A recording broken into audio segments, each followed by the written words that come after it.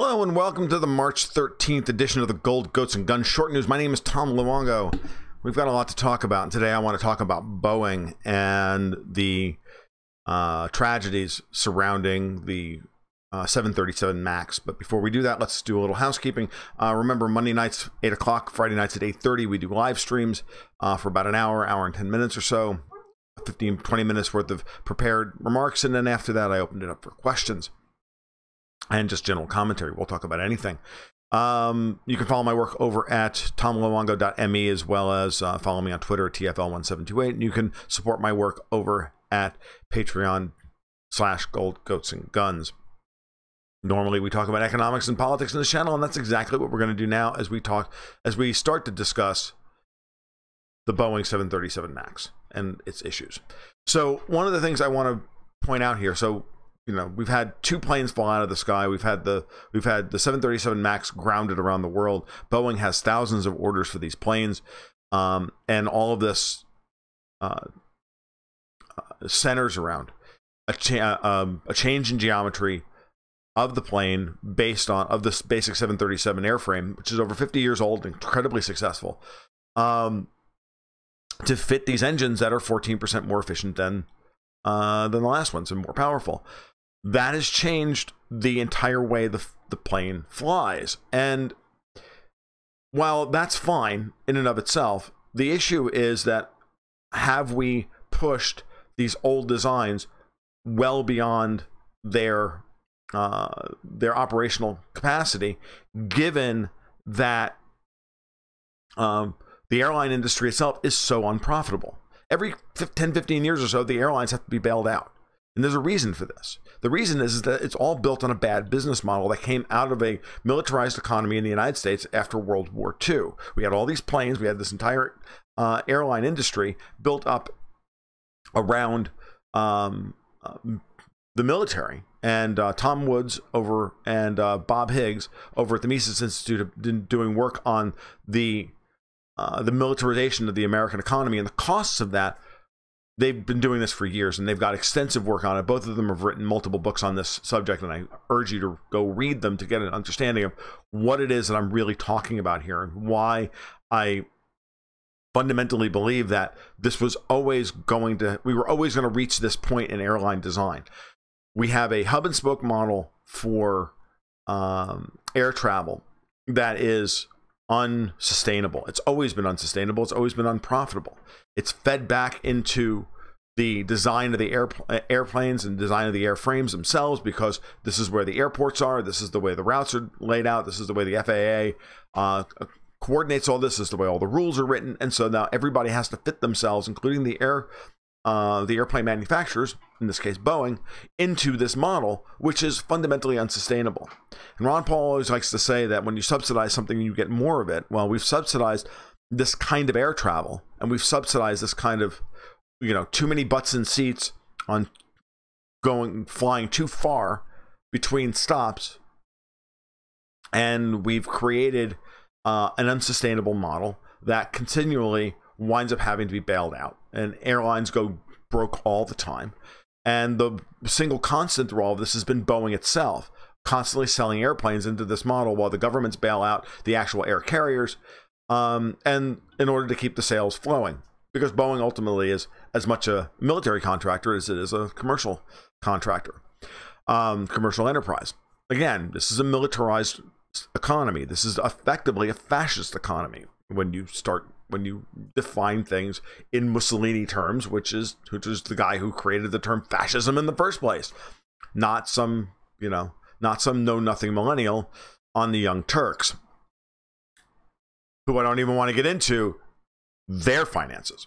So at the end of the day, this is all kind of structural thing. This is what happens when you have an inefficient business that was built out of was not built out of real commercial necessity, but rather kind of leftover spare capacity from a war economy that has now morphed over time and changed the structure of our economy in every way and infiltrated our economy in every way. And eventually the the unprofitability and unsustainability of it eventually reaches into the engineering level. You know, we've bailed out the airlines a number of times. We've bailed out the air carriers. We've built new airports. We've done this. We've done all these things. But at the end of the day, it's still putting downward pressure on profitability of everybody, including Boeing, to the point where now fuel costs are higher. And at the end of the day, you've pushed geometry versus power curves and trying to get fuel efficiency versus butts and seats. And eventually the math breaks. And then they have to cut corners on safety. And the minute they cut corners on safety, which has been a hallmark of the airline industry, redundancy and overqualifying pilots and all of this stuff. And from that perspective, for years and for decades, the FAA has been an effect a net positive. I'm not a huge fan, as you know, of government agencies, but the FAA, having talked to pilots, have friends who are pilots, the FAA is very good at making sure that everybody is taught, including the military, and how they spend on civil air patrol and getting pilots trained and all of this stuff, so that the air traffic is orderly and safe. But now we're to the point where the geometry of the planes and the engineering departments are asked to make 2 + 2 = 5. And now the FAA looks like they've been covering this up. And it all just is feeding back on itself. And to me, planes falling out of the sky the way they have, and I've been reading forums of professional pilots talking amongst themselves as to what's actually going on here and what they're seeing. And they're all outraged that this was put into place. We wind up with a single point of failure with hundreds of people in an airplane that they have no control over their lives. And a single sensor can go bad, and the plane winds up taking a nosedive into the ground and killing everybody. This is unacceptable. And as always, the people who make these rules don't bear the consequences of their actions. A lot of these rules were put in place, and all these people are dead. And this is what happens when you try to control and centrally plan something that should not be centrally planned. We would have never gotten to this point in air travel had the business model for air travel been sustainable. Boeing would have never been making planes, or would have tried to keep making planes that would eventually be broken from a geometric standpoint or an engineering perspective. They would have never tried to cut that corner.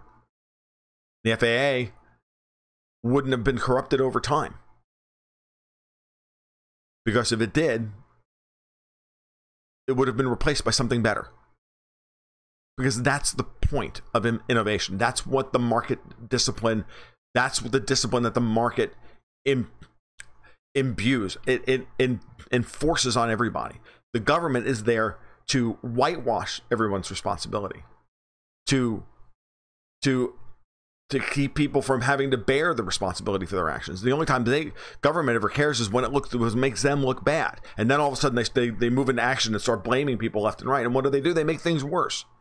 They call for even more controls, which were the problem when the controls themselves were the problem, created the problem in the first place. Now we want more controls, which does what? Give more power, more corruption, more everything, more bad. And it all gets so outrageous that eventually we get idiots like Alexandria Ocasio-Cortez saying what she's saying about travel in general, which it's insanity. I don't blame the engineers here. They were told to do a certain thing. They came up with a solution. Not a particularly good solution, but it may have been the only solution, given their design parameters. I don't know. Maybe they were corrupt. Maybe they did sign off on something horrible. But at the end of the day, I don't know if this is an extinction level event for Boeing, because the United States government will protect Boeing forever. But trust is built up over a long time, and it's lost in an instant, and it never returns once people lose it. And something like an airplane, wow. Something like an airplane, I'm sorry. You're already giving up control over your travel by getting into an airplane and putting your life in the hands of other people. That's already dangerous enough. And every time a Tesla flies out of control and rams into a brick wall, or just starts on fire because its autopilot circuit is terrible, its self-driving circuit is terrible.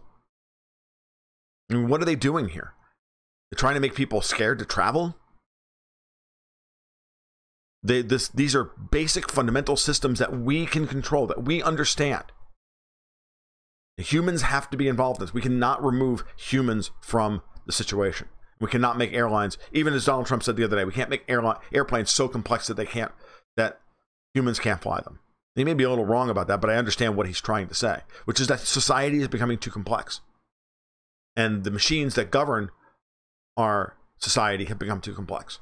And Boeing is a perfect example of this. It's a perfect microcosm of everything that's going wrong with our society.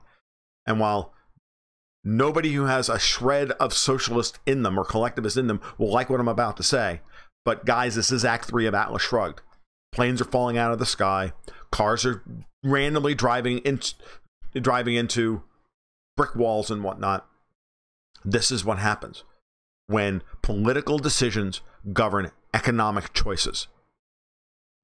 The end result is always bad. And an over-politicized, overly corrupt society that makes decisions based on political expedience, as opposed to serving consumers and serving customers and serving people, always ends badly. All right, this has been the Gold Goats and Guns short news for Wednesday, March 13th, 2019. If you like what you heard today, please give a like and subscribe down below. I'd really appreciate it. Monday nights at 8 o'clock, Friday nights at 8:30. Join the fun. We'll talk to you guys later. Be good. Keep your stick on the ice.